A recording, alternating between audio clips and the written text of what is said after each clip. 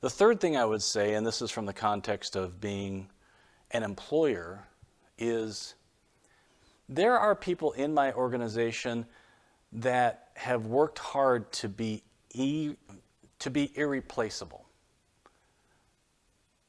They didn't start there. They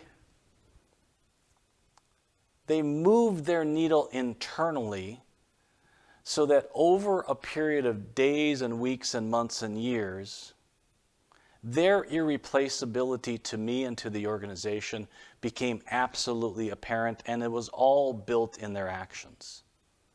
You can tell somebody who's making the choice to continue time in and time out to improve, to improve, to improve.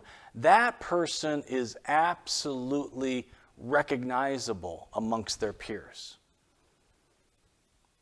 So striving for irreplaceability will help you as a young person, but if you'll hit that stride in your 20s, like where that takes you in your 30s and your 40s and 50s is unimaginable.